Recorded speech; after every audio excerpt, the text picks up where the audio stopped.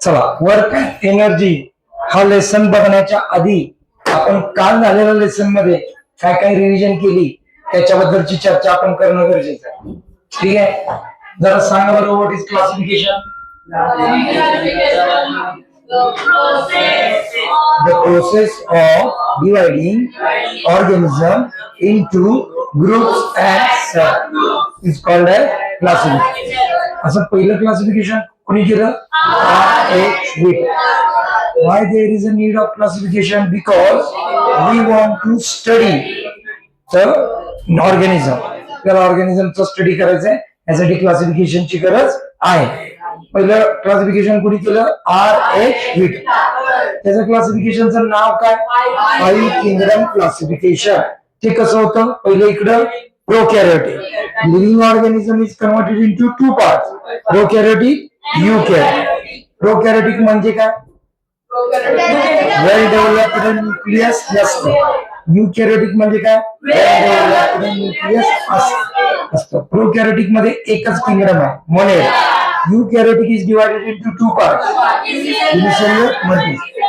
Unicellular मध्ये एक kingdom आहे, प्रोटिस्ट. मल्टीसेल्युलर मध्ये दोन part, with cell wall, without cell. With cell wall मध्ये दोन किंगडम आहे, प्लांटे आणि फंगा. आणि with cell wall, without cell wall मध्ये एकच किंगडम आहे. अगदी बरोबर आहे. बोला, what is group of plantae? The group of autotrophic living organism having eukaryotic cell with cell wall present is called as group of plant. त्याच्यात basis मी काय काय पकडले? Number 1, presence or absence of organ.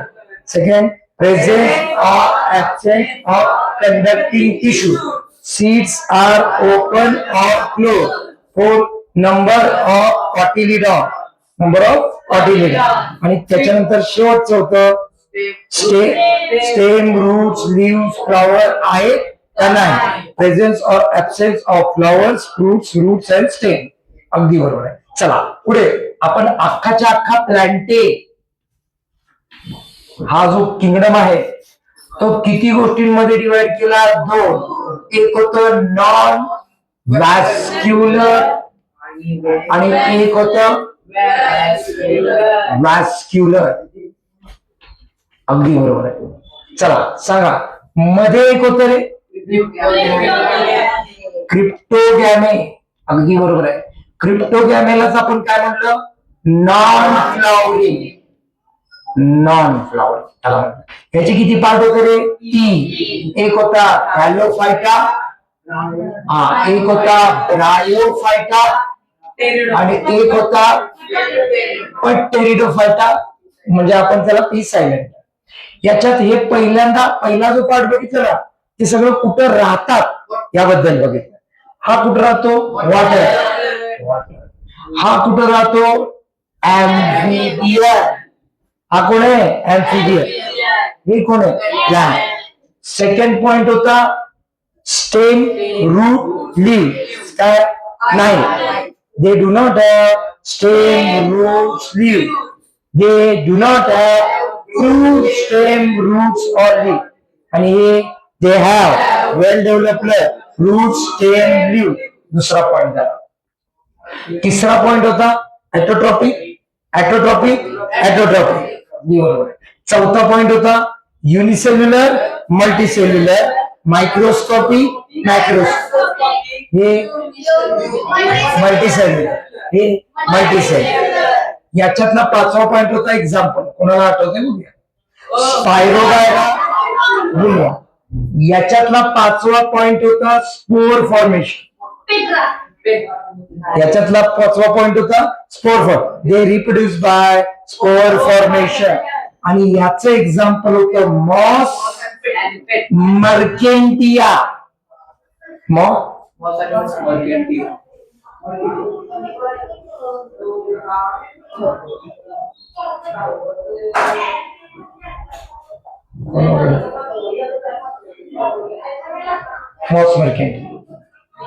याच्यामध्ये पाचवा point होता, बघूया किती जण लक्षात आहे. हे स्पोर फॉर्मेशन पण करतात. शाबास पट्ट्या, जायगॉट फॉर्मेशन पण करतात. अगदी बरोबर आहे. आणि याचा 6वा पॉइंट जरा लक्षात येणे त्याला मांडला नाही. They have conducting tissue. लक्षात ठेव, विसरायचं नाही. आणि आता एक्झाम्पल बोल. हा काय, एक होतं लायकोपोडियम आणि पट्रीस. आता बघूया कोण सांगते व्हॅस्क्युलर मधला. व्हॅस्क्युलर मध्ये फॅनेरोगॅमे फ्लावरिंग. बोल बघू पहिला पॉइंट. नाही बोला. पिनरोगॅमे फ्लॉवरिंग मध्ये पहिला पॉइंट काय होता? The plants which produces seeds are called as pinerogamy plant. ठेवायचं नाही तर लक्षात ठेवायचं. चला second, their seeds have 2 parts. Embryo. अगदी बरोबर आहे. Seeds have 2 parts. एम्ब्रियो आणि स्टोअर्ड फूड. आणि तुला तिसरा पॉइंट काय सांगितला होता माहिती का?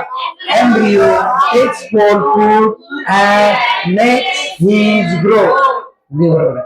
चला आठव, याचे किती पार्ट झाले? 2. जिम मध्ये जाणारा जिम्नोस्पर्म, अँजिओस्पर्म. जिम्नोस्पर्म मध्ये आता बोल. एव्हरग्रीन, पेरेनियल, मुडी. अगदी बरोबर आहे. सेकंड पार्ट आठव. आठवायचं काम आहे तुझं. एकदम मस्त पॉइंट होता. हा काय काय नाही, ते 3 नंबरचा पॉइंट होता. Male and female are separate. Stem without branches. आठवण म्हणजे अभ्यास, हे लक्षात ठेवा. Their stem is without branches. आणि 4था पॉइंट होता their seeds do not have covering. Covering त्यांना नसतं. अगदी बरोबर आहे. आणि याचे एक्झाम्पल आहे क्रिसमस ट्री, देवदार. बघूया किती जणांच्या लक्षात आहे. अँजिओस्पर्मचा पहिला point, flowers are their reproductive organ. विसरले बघा. Flowers are their reproductive organ. Second part नीट लक्ष दे. सांगा, flowers develop into fruits and seeds. शाबास, व्हेरी गुड. आणि तिसरा part, their seeds have covering. Their seeds have covering. याचे किती पार्ट आहे? 2. मोनोकॉट आणि डायकॉट. मोनोकॉट मध्ये पहिल्यांदा पहिला पॉइंट आहे सीड. बोला, सीड सिंगल. इकडं डबल. अगदी बरोबर आहे. इकडं रूट बघूया किती येणार. मस्त डोकं आहे. Fibrous route. ह्याचं रूट कसं होतं? वेल डेव्हलप, टॅप्ड. अगदी बरोबर, चालेल. वेल डेव्हलप्ड. तिसरी गोष्ट, रूट झालं. रूट नंतर वर आला काय आला? स्टेम. ह्याचा कसा होता? हॅलो. शाबास रे पट्ट्या, ते बघून सांगते. चल, मला वाटलं बघता सांगते. हॅलो. अजून फॉल्स, अजून डिस्क्लाइन. न बघता सांगायचं. याचा स्टेम कसा होता? Hard, strong. चला, स्टेम झाला. स्टेमच्या जरा वर आला की काय आला? लीव्ह. सांगा, ह्याचं पॅरलल, ह्याचं रेटिक्युलेट. शाबास. एकाला पाठ आहे, सगळ्याला पाठ पाहिजे. आपले सगळ्यांचे ब्रेन सेम आहे. आता सांगा, फ्लॉवर्स ह्याचे किती पार्ट पडले? 3. याचे 4 किंवा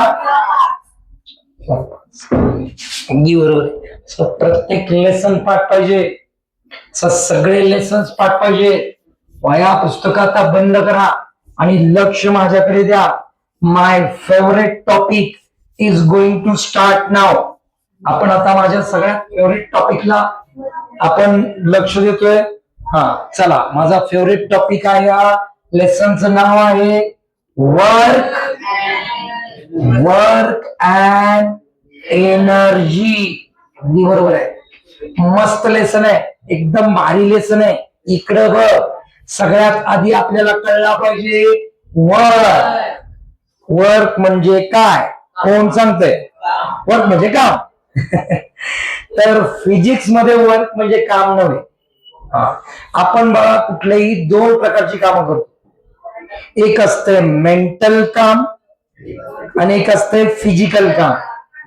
मग आपण सायन्स मध्ये, फिजिक्स मध्ये फक्त फिजिकल कामाला महत्व देतो, आपण मेंटल कामाला महत्व देत नाही. आता इथं तू शिकतोय हे पण काम आहे, मी शिकवतोय हे पण काम आहे. पण तू शिकताना तू बसलाय आणि मी सगळीकडे फिरतोय. सायन्स म्हणतं की तू काम नाही करत, मी काम करतोय. असं का? कारण सायन्सचा एक रूल आहे, काय? No displacement no work. काय काय रूल आहे? No displacement no work. जोपर्यंत डिस्प्लेसमेंट होत नाही तोपर्यंत वर्क होणार नाही. आणि डिस्प्लेसमेंट करायची असेल तर आपल्याला काय लावावं लागेल? मग या वर्क मध्ये मला दोन क्वांटिटीज इन्व्हॉल्व असतात. कुठल्या दोन क्वांटिटी इन्व्हॉल्व असतात? वर्क आणि वर्क मध्ये दोन क्वांटिटीज कुठल्या इन्व्हॉल्व असतात? फोर्स आणि डिस्प्लेसमेंट. कुठल्या दोन क्वांटिटी? फोर्स आणि डिस्प्लेसमेंट. मग वर्क डन म्हणजे काय? तर जर एखाद्या ऑब्जेक्टवर मी फोर्स लावला, जर एखाद्या ऑब्जेक्टवर मी फोर्स लावला आणि त्याची डिस्प्लेसमेंट झाली, त्याची काय झाली? डिस्प्लेसमेंट. सिंपल गोष्ट आहे, नीट लक्ष दे. हा मोबाईल आहे, हा मोबाईल इथे आहे, याच्यावर मी फोर्स लावला आणि फोर्स लावल्यानंतर याच्यात डिस्प्लेसमेंट झाली. काय झाली? तरच सांगायचं की मी वर्क केलंय. तर आणि तरच वर्क केलेलं आहे. समजा मी ह्याच्यावर फोर्स लावला, याच्यात डिस्प्लेसमेंट झाली, आता ह्याच्यावर फोर्स लावला, फोर्स लावला का? हो. डिस्प्लेसमेंट झाली का? नाही. म्हणजे मी वर्क डन केलं? वर्क डन होण्यासाठी रूल काय? No displacement no work. लक्षात ठेवायचं. मग वर्कची डेफिनेशन काय आहे?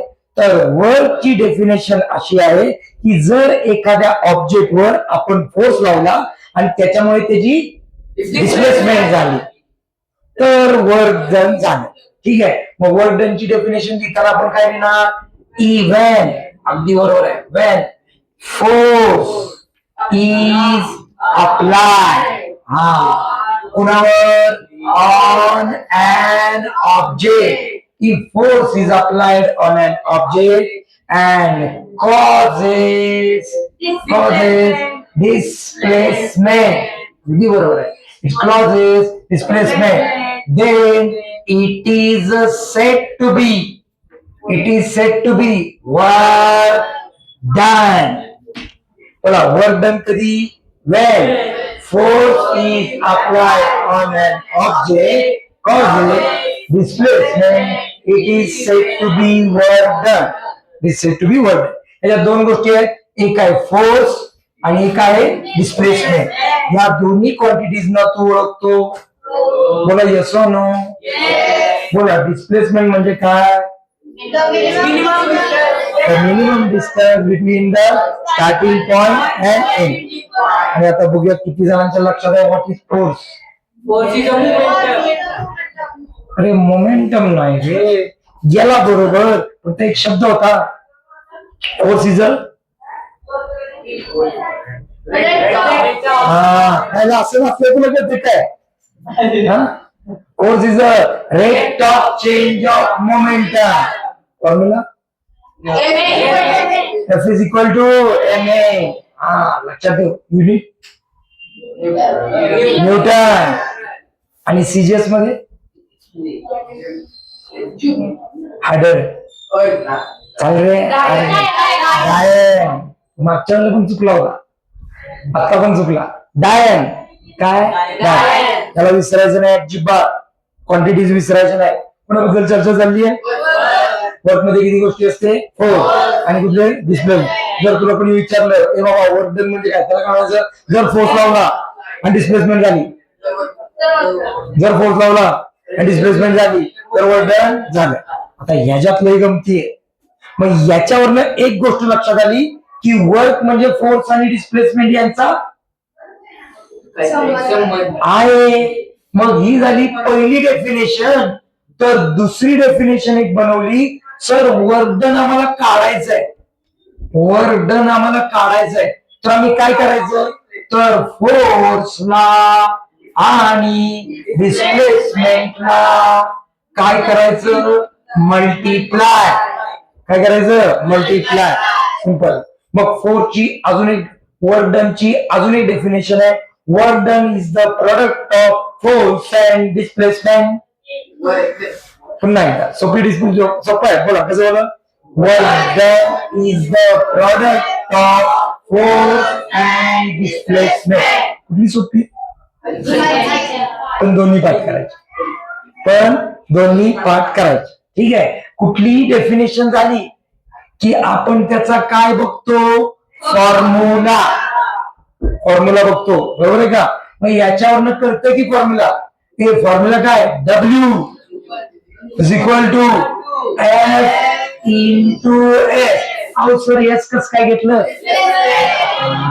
विसरायचं नाही, एस इज अ डिस्प्लेसमेंट. आठवलंय म्हणून सांगतो, what is U, what is V, what is S, what is A, and what is T. अगदी बरोबर आहे. हे सगळं लक्षात पाहिजे, हे सगळं व्यवस्थित पाठ पाहिजे, मागचं विसरायचं नाही अजिबात.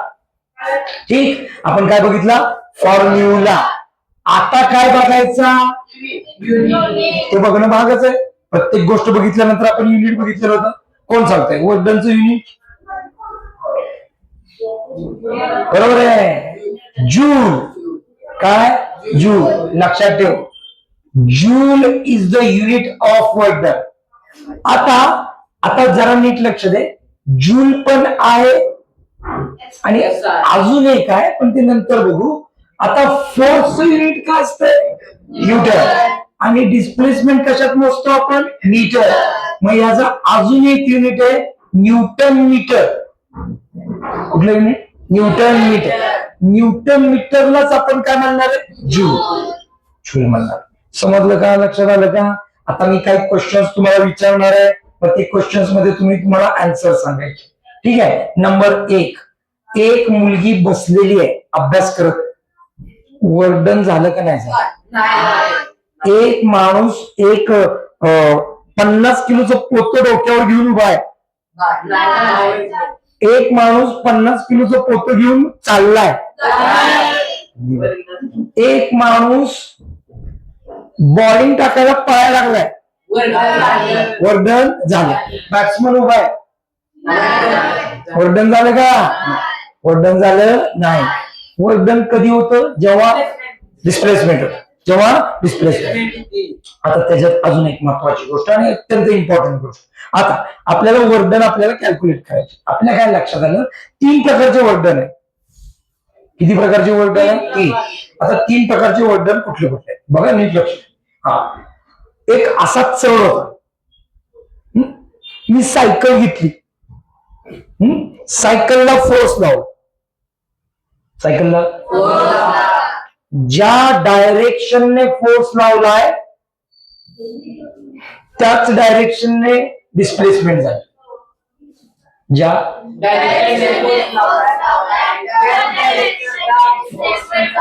बरोबर का, म्हणजे direction of force and direction of displacement is the same.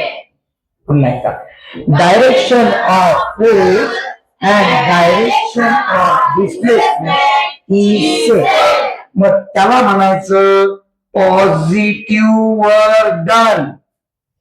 काय म्हणायचं, पॉझिटिव्ह वर्क. आता दुसरी गोष्ट, असा उत्तर होता खतरनाक.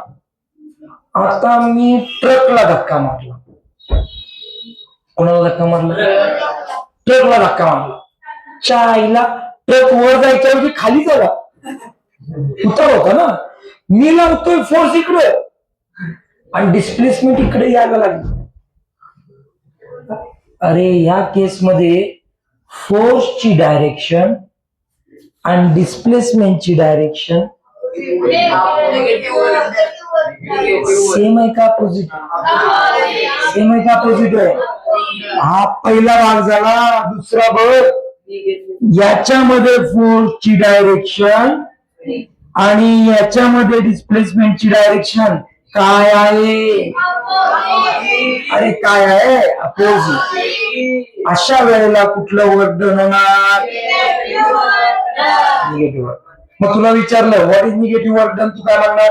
The direction of force and displacement are opposite. Then it is called as negative work done. It is called as negative. अजून एक प्रकारचं वर्क डन असतं. मी एक स्ट्रिंग घेतली. स्ट्रिंग म्हणजे दोरा. त्याला दगड बांधला आणि दगड बांधून मी फोर्स असा लावला. म्हणजे माझा फोर्स हा इकडं असा आणि डायरेक्शन होती इकडं. फिरायला लागले असं. मी इथं मध्ये उभा आहे. मी फोर्स लावतो इकडं आणि हे जात इकडं. मी फोर्स लावतो इकडं, हे जात इकडं. मी फोर्स लावतो इकडं, हे जात इकडं. हे प्रत्येक वेळेला कितीचा अँगल करते? 90 डिग्रीचा अँगल करते. मग गंमत आहे तिसरी केस. चला मी फोर्स लावला इकडं आणि डिस्प्लेसमेंट झाली इकडं. म्हणजे याच्यामध्ये किती डिग्री अँगल झाला? तर याच्यामध्ये फोर्स आणि डिस्प्लेसमेंट हे एकामेकाला कसे आहेत रे? परपेंडिक्युलर. कसे आहेत? परपेंडिक्युलर. तर याला कुठलं वर्क डन म्हणायचं? कुठलं वर्क डन म्हणायचं? Zero work done. काय म्हणायचं? Zero work done. Zero work done म्हणायचं. मग मी तुला विचारलं अरे पॉझिटिव्ह वर्क डन म्हणजे काय? तू काय सांगणार? when the direction of force and direction of displacement are same, then it is called as positive work done. मी तुला विचारलं अरे what is negative work done, तू काय म्हणणार? when the direction of force and direction of displacement are opposite, it is called as negative work done. मी तुला विचारलं अरे what is zero work done, तू काय म्हणणार? when the direction of force and direction of displacement are perpendicular, then it is called as zero work done. समजलं? या तिघांच्या व्यतिरिक्त एखादं वर्क डन असेल का? म्हणजे मी इकडं फोर्स लावला, डिस्प्लेसमेंट इकडे झाली. मी फोर्स इकडे लावला, डिस्प्लेसमेंट इकडे झाली. मी फोर्स इकडे लावला, डिस्प्लेसमेंट इकडे झाली. याच्या तिघांच्या व्यतिरिक्त कुठला फोर्स असेल का? तर असतो. तो बी आपल्याला कॅल्क्युलेट करता आला पाहिजे. आता त्याच्यावरचे काही एक्झाम्पल्स नीट लक्ष दे, समजून घे. काय सोपं आहे, काय अवघड नाही. एक बॉक्स आहे. या बॉक्सवर मी असा फोर्स लावला इकडं. किती लावला? 5 न्यूटन. किती लावला? 5 न्यूटन. ह्यो बॉक्स इकडनं सरकून इथपर्यंत पोहोचला. ह्यो बॉक्स इथपर्यंत पोहोचला. त्याची डिस्प्लेसमेंट झाली 3 मीटर. डिस्प्लेसमेंट किती झाली? 3 मीटर. मी तुला म्हणलं वर्क डन कॅल्क्युलेट कर. बघा वर्क डनचा formula force into displacement. Force किती लावणार? 5. डिस्प्लेसमेंट किती झाली? 3. तर वर्क डन किती झालं? 50. 50 काय? जूल. जूल. ठीक, समजलं? अवघड आहे? सोपं आहे? सोपं. काय झालं? बोल ना, काय म्हणते?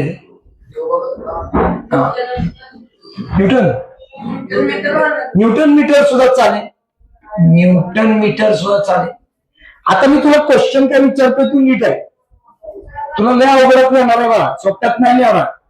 लय अवघडत नाही येणार आहे. हळूहळू आत्ताशी लागलाय. आत्ताशी नारळ एकदम मऊ मऊ लागलाय. आता बघ ये एक बॉक्स आहे, ते ए पोझिशनवर आहे, मी फोर्स लावला इकडं आणि ते पोचलो इकडं, इकडं पोचलंय येड. मी फोर्स लावलाय 5 न्यूटन आणि ते गेलं इकडं 3 मीटर, इकडं गेलं. वर्क डन सांग. अगदी बरोबर आहे. Work done formula force into displacement. Force किती लावलाय 5 न्यूटन, डिस्प्लेसमेंट किती झाली 3, उत्तर किती आलं 15. 15 काय जूल. पण एक छोटा प्रॉब्लेम आहे इथं, फोर्सची डायरेक्शन आणि डिस्प्लेसमेंटची डायरेक्शन सेम होती, त्यामुळे मी याचा आन्सर चेंज केलं नाही. पण मला इथं फोर्सची डायरेक्शन आणि डिस्प्लेसमेंटची डायरेक्शन अपोजिट आहे, त्यामुळं मला इथं निगेटिव्ह साईन देणं माझा धर्म आहे. कळलं का, लक्षात आलं का? This negative sign indicate the direction is opposite. Negative sign indicate the direction is opposite. This is very important. आता 2 केसेस कळल्या, समजल्या. आता तुझ्या शिट्ट्या उडवतो बघ. आता तुझी मज्जा आहे बघ, कशी मज्जा आहे. एक पोरगी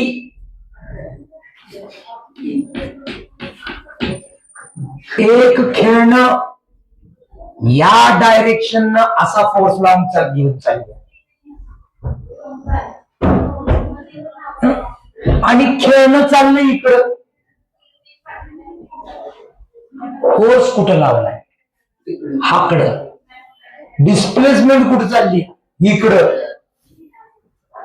फोर्स लावलाय 5 न्यूटन आणि डिस्प्लेसमेंट झाली 3 मीटर. सांग वर्क डन किती? 0 आन्सर चूक आहे, कारण 0 आन्सर कधी जर हे किती डिग्री असेल तर हे 90 डिग्री दिसतंय का? नाही, 90 डिग्री नाहीये, म्हणजे 0 आन्सर नाही. मग याचा आन्सर किती आला? याचा आन्सर 15 जूल आलं का? आलं का? तर 15 जूल हे आन्सर चुकीचं आहे. तर अशा केस मध्ये आपल्याला फॉर्म्युला बदलावा लागतो. तो फॉर्म्युला काय घ्यायचा हे तुम्हाला समजलं पाहिजे, आणि याच्यासाठी नीट कंबर कसा, व्यवस्थित लक्ष द्या. या फॉर्म्युला कसा बदलतो ते नीट समजून घे. आता काय सांगायला लागलोय ते, सपोज फोर्स असा लागलाय आणि डिस्प्लेसमेंट इकडे झाली, तर ही डिस्प्लेसमेंट ही सेम डायरेक्शन मध्ये पण नाहीये, अपोजिट मध्ये पण नाहीये, आणि परपेंडिक्युलर बी नाहीये, एका विशिष्ट अँगल मध्ये. त्यामुळे याचा फॉर्म्युला चेंज करावा लागतो. याचा फॉर्म्युला चेंज करण्यामध्ये नंबर 1, या फोर्सला कन्वर्ट करावं लागतं, बदलावं लागतं. हाय तसा फोर्स घेऊन चालत नाही, म्हणून 15 उत्तर येत नाही. फोर्सला बदलायचं म्हणजे सर नक्की काय करायचं, तर मी तुला समजून सांगतो फोर्सला बदलायचं म्हणजे काय करायचं. पण आधी तू हे तर समजून घे की फोर्सला बदलावं लागणार. फोर्स एफ आपण घेणार नाही, मग फोर्सला बदलून कांदीर एकदम मस्त पैकी आहे. कळलं नाही कळलं तर नीट आहे. फोर्सला डिस्प्लेसमेंटच्या डायरेक्शन मध्ये किती लागला ते घ्यावा. नाही कळलं सर, नाही कळलं, सांगतो. एखाद्या ऑब्जेक्टवर जर आपण फोर्स लावला, नीट ऐक, जर या डायरेक्शनने फोर्स लावला तर असं नसतंय की फक्त याच डायरेक्शनने फोर्स लागलाय. ऑलरेडी त्याच्यावर खाली एक फोर्स लागलाय, ग्रॅव्हिटेशनल फोर्स. ऑलरेडी त्याच्यावर इकडे एक मागे फोर्स लागलाय, सांग की फ्रिक्शनल फोर्स. असे लई फोर्सेस त्याच्यावर लागलेले. हा मग कांजू नाही, लय महत्वाचा पार्ट आहे. मी ज्या वेळेला एखाद्या ऑब्जेक्टवर असा फोर्स लावतो ना इकडं, त्यावेळेला त्या ऑब्जेक्टवर फोर्स लागताना लय वेगळ्या पद्धतीने फोर्स लागतो. या डायरेक्शन पण लागतो, या डायरेक्शन पण लागतो, या डायरेक्शन पण लागतो, या डायरेक्शन पण लागतो आणि असा बी लागतो. एवढे फोर्सेस त्याच्यावर अप्लाय होतात. मग सर हे एफ लागला होता, मग हा एक फोर्स, हा एक फोर्स, हा एक फोर्स, हा एक फोर्स, एवढे फोर्सेस त्याच्यावर अप्लाय होतात ज्यावेळेला एक फोर्स लावतो. मग सर एवढे सगळे फोर्सेस मध्ये घ्यायचा कुठला, तर तो घ्यायचा जो डिस्प्लेसमेंटच्या डायरेक्शन नाही. म्हणजे हा फोर्स घ्यायचा, हा कट करायचा, याची गरज नाही, या सगळ्या फोर्सेसची गरज नाही. हा या फोर्सला घ्यायचं, या फोर्सला म्हणायचं F1. काय म्हणायचं F1. सर एक नवीन गोष्ट कळली मला. ओके, कुठली गोष्ट कळली? की असा जरी फोर्स लागलेला असला तरीही असा पण फोर्स लागत असतो. तो फोर्स डिस्प्लेसमेंटच्या डायरेक्शनच्या अलॉंग आहे. लक्षातच ठेवा, पर्याय नाही.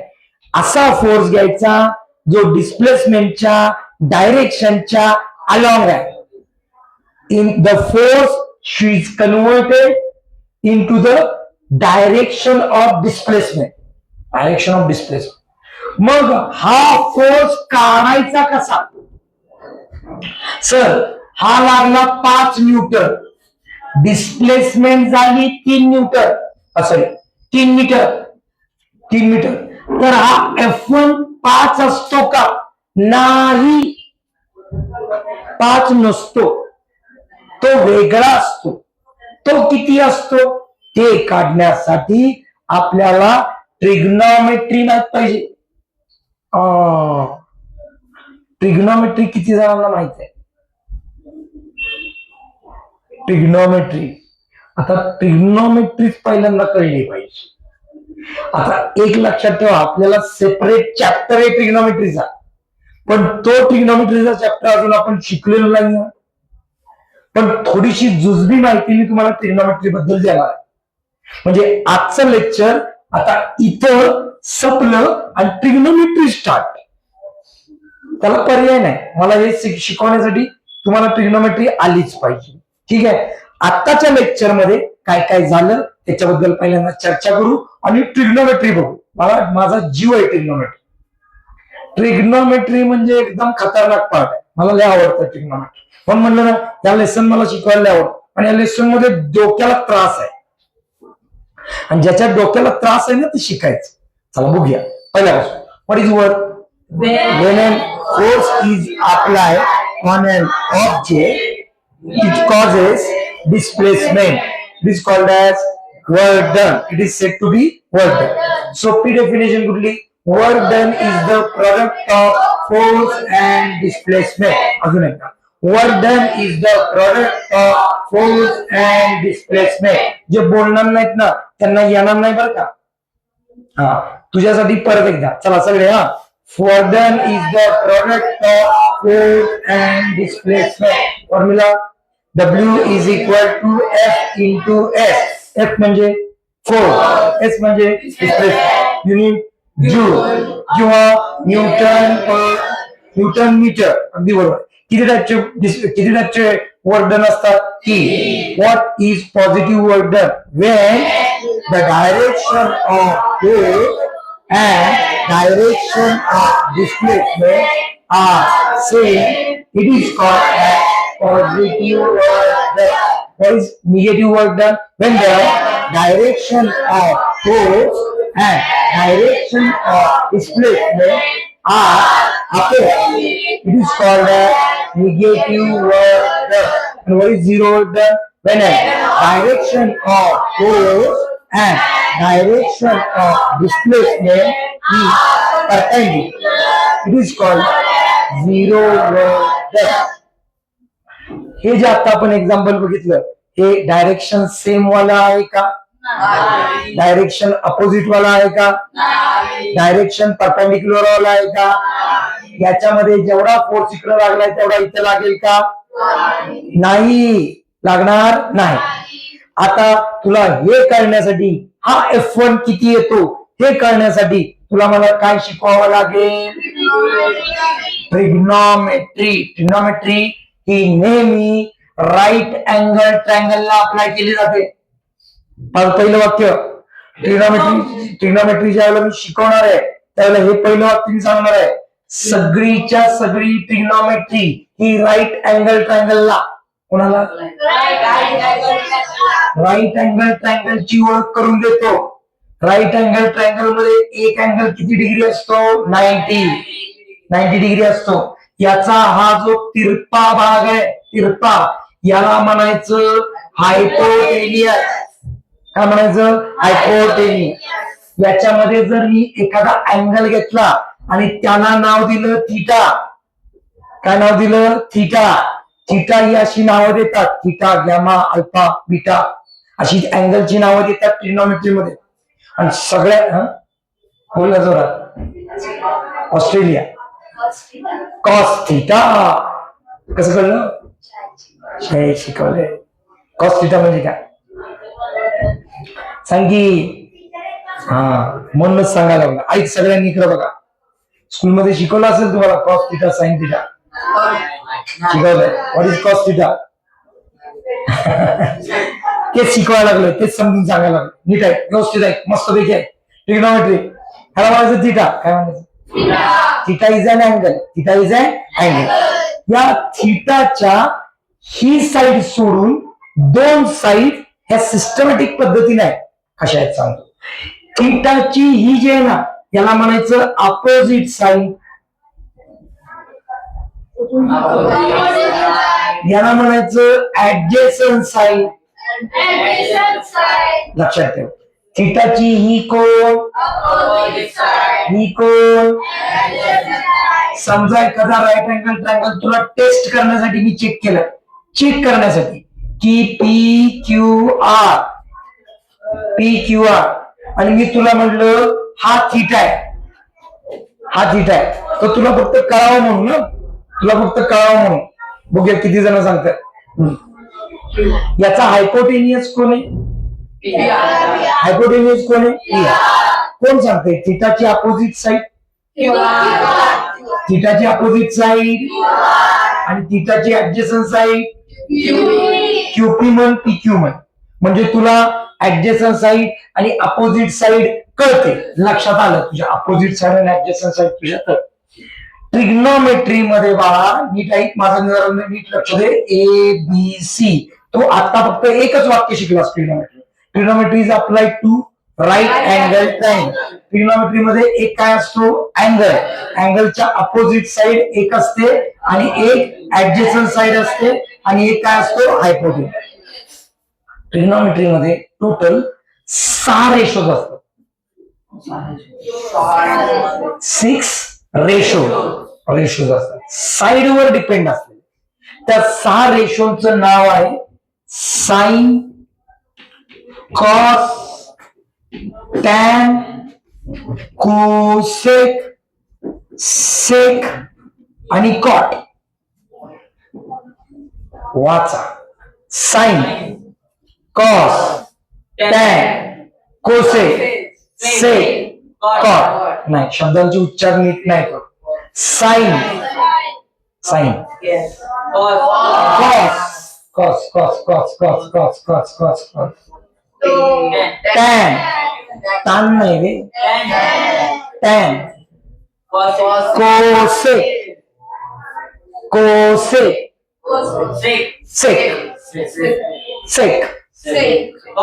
कॉट. त्याला मराठीत पण असंच म्हणतो ना. Cot, cot, tan, cot, cos, sec, cosec, sin, cos, tan, cot, cosec, sec, सांग सगळे ratio sin, cos, tan, cosec, sec, cot. sin, cos, tan, cosec, sec, cot. कळलं का? याच्याशी आपल्याला घेणं नाही. सर बाकीचे पण शिकवा नंतर, आता वेळ नाही तेवढा. हा कॉस कुणाचा रेशो असतो? तर कॉस म्हणजे adjacent side upon hypotenuse. Cos म्हणजे लक्षात राहावं म्हणून बरोबर, थिटावर जायचं, उभा राहायचं आणि त्याच्या ऍडजेसंट साइड कोण आहे बघायचं, साईडला बघायचं ऍडजेसंट साइड. आणि हायपोटेनियस कोण आहे बघायचं, हायपोटेनियस, हा हायपोटेनियस, ही ऍडजेसंट साइड. शेजारच्याला सलाम इज अ कॉस थिटा, शेजारच्याला सलाम is a cos theta. Adjacent side upon hypotenuse, काय लक्षात ठेवशील? तुला नंतर मी शिकवणार आहे. साइन थिटा म्हणजे काय माहिती का? Opposite side upon hypotenuse. समोरच्याला सलाम, शेजारच्याला सलाम, तुला सलाम. हे सगळे रेशोज आहेत, नंतर आता गडबड नाही. हा, साइन थिटा म्हणजे opposite side upon hypotenuse, cos theta म्हणजे adjacent side upon hypotenuse, tan theta म्हणजे opposite side upon adjacent side, cosec theta म्हणजे hypotenuse upon opposite side, sec theta म्हणजे hypotenuse upon adjacent side, cot theta म्हणजे adjacent side upon opposite side. एवढे 6च्या 6 ratio तुला लक्षात ठेवायचे. ते ट्रिग्नोमेट्री मध्ये आपण नंतर, आता फक्त तुला एकच रेशो लक्षात ठेवायचा आहे. कॉस थिटा म्हणजे काय? Adjacent side upon hypotenuse. हे मात्र पाठ पाहिजे. बोला कॉस थिटा म्हणजे काय? Adjacent side upon hypotenuse. आता माझा एक क्वेश्चन आहे, तुला नीट लक्ष दे. कॉस थिटाची ऍडजेसंट साइड कोण आहे? बीसी. हायपोटेनियस कोण आहे? मग मी तुला विचारलं कॉस थिटा म्हणजे काय, तर तू काय म्हणणार? BC upon AC. हा, आता मी डायग्राम चेंज केली, नीट लक्ष दे. हा बघ, ही एल पी क्यू आर हा, आणि तुला विचारलं हा बघ हा थिटा, तर कोण सांगतंय कॉस थिटा किती आहे? काय डिवायडेड बाय काय? बघा कसं करायचं. थिटाला विचारायचं तुझ्या अपोजिट ऍडजेसंट साइड कोण आहे? पी आर अपॉन, त्याला विचारायचं तुझं हायपोटेनियस कोण आहे? अजून एक एक्झाम्पल आणि मग आपल्या पार्ट कडे जाऊया. इकडं मी तुला असं सांगितलं, 1 2 3 एक्स वाय झेड, हा घे थिटा. कोण सांगतंय कॉस थिटा किती असेल? Cos theta. थिटाला विचार तुझी ऍडजेसंट साइड कोण आहे? तुझी ऍडजेसंट साइड कोण आहे? Z Y. झेड वाय, हा झेड वाय. आणि त्याला विचार तुझा हायपोटेनियस कोण आहे? X Z. आला कॉस थिटा. नाही कळला? कळला का? तर हे ज्याला कळलंय त्याला आपल्या थेरम कडे या. ती पोरगी मगाची ती खेळणं वाढत होती है ना, ती या डायरेक्शन कोर्स लावत होती. बोलो डिस्प्लेसमेंट या डायरेक्शन झालेली आहे, म्हणजे हा फोर्स आणि डिस्प्लेसमेंटची डायरेक्शन सेम, अपोजिट, परपेंडिक्युलर. आता मी तुला एक वाक्य सांगितलं की या एफ ला काय, फोर्सला काय करावं लागतं? कन्वर्ट करावं लागतं. या कन्वर्ट करण्यासाठी याचा काय काढावा लागेल? F1. आता नीट लक्ष दे, तीच आकृती पुन्हा एकदा काढतो. इकडं लागलेला फोर्स, इकडं झालेली डिस्प्लेसमेंट, आणि या फोर्सची या डिस्प्लेसमेंटने झालेला फोर्स मला काढायचा आहे. बोलो यस और नो. याच्यात मी एक राईट अँगल ट्रायंगल तयार केला. या राईट अँगल ट्रायंगलला इथं ट्रायंगल 90 डिग्रीचा अँगल दिला आणि हा कोण आहे माझा थीटा. अरे कळलं का? पुन्हा हा काय आहे हायपोटेनियस. हे कोण आहे त्या थीटाची ऍडजेसंट साइड. मग कोण सांगतंय cos theta is equal to F1 upon F. कळलं का? बस संपला विषय. मग काय इझी आहे. इधर दे या F1 ला काढायचं असेल तर या F ला इकडे घेऊन यावं लागेल. Yes no? बोला येस सर. बोला F ला इकडे घेऊन यावं लागेल. बोला येस सर. तर सांग बरं F1 इज इक्वल टू काय आला F cos थीटा. किती आला F cos थीटा.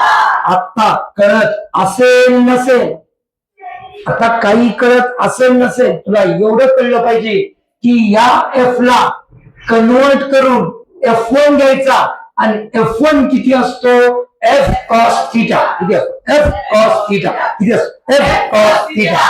आणि मग फॉर्म्युला वर्क डनचा चेंज करायचा आणि आता वर्क डनचा फॉर्म्युला F इंटू एस घ्यायच्या ऐवजी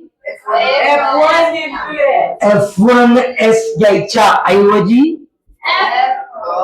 बघा काय घ्यायचा F cos theta into S. F cos theta into S.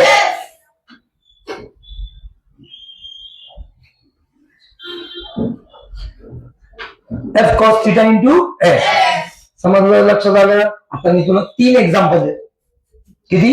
3. बघा मज्जा आहे, मज्जा आहे. तुला एक गोष्ट देऊन ठेवतो इथं. थीटा आणि कॉस थीटा किती असतो याच्याबद्दलचा एक चार्ट देतो. जर थीटा 0 असेल ना, जर थीटा 0 असेल तर कॉस थीटा 1 असतं. जर थीटा 90 डिग्री असेल ना, 90 डिग्री, तर कॉस थीटा 0 असतो. आणि जर थीटा 180 डिग्री असेल तर कॉस थीटा -1 असतो.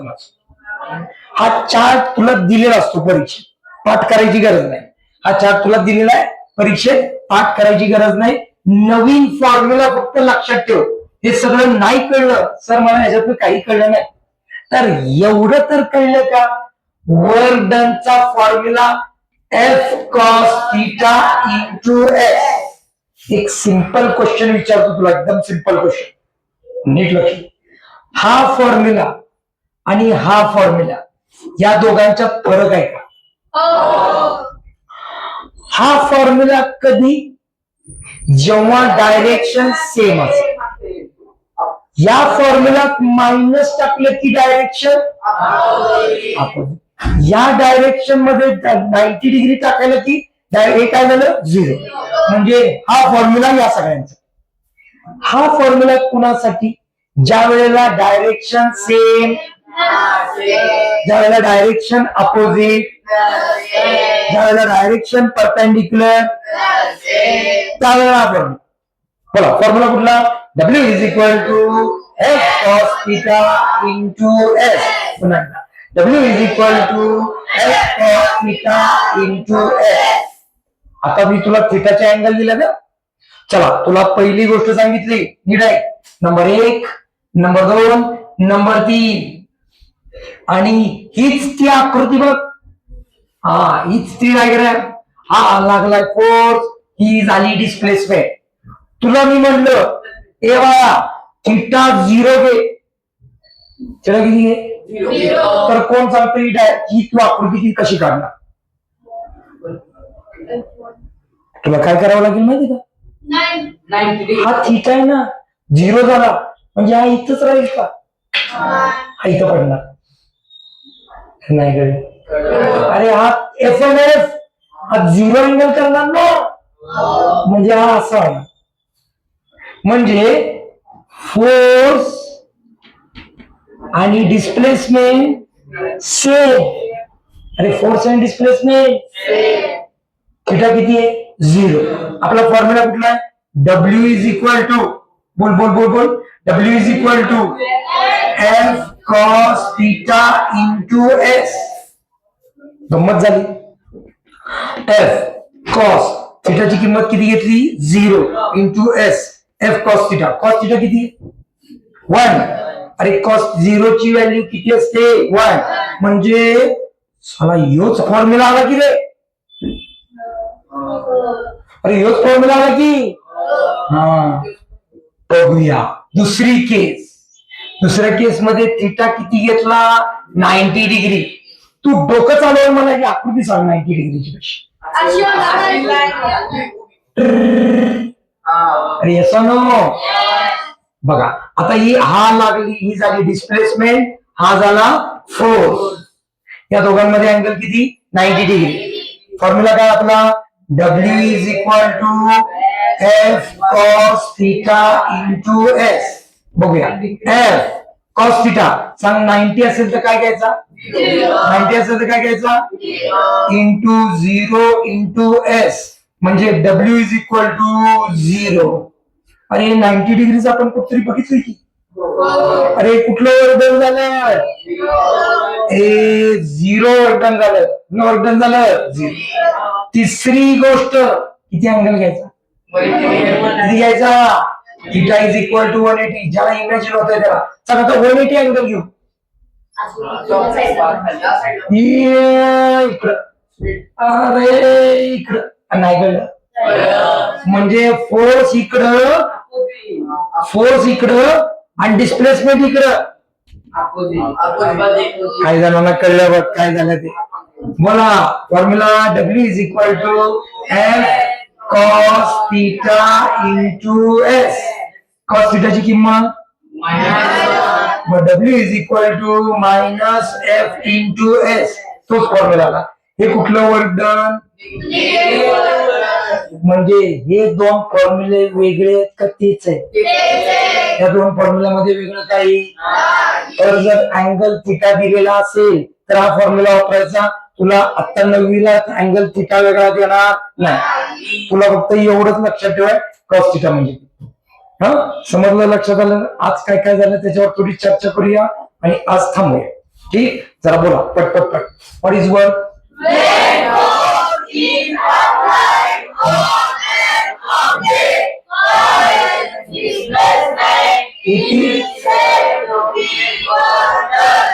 वर्क डन ची दुसरी definition work done is equal to product of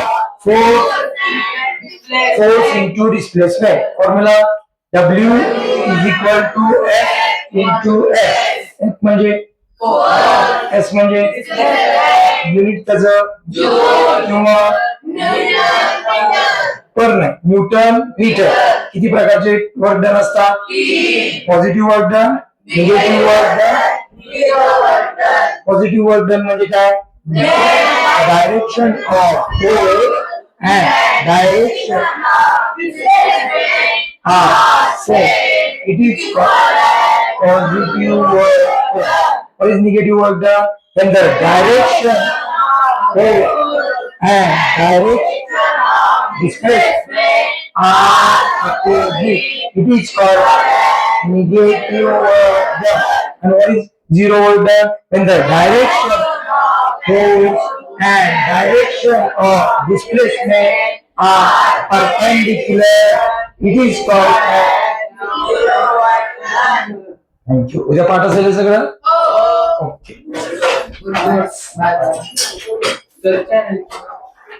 me channel हे पाठवतो तुम्हाला.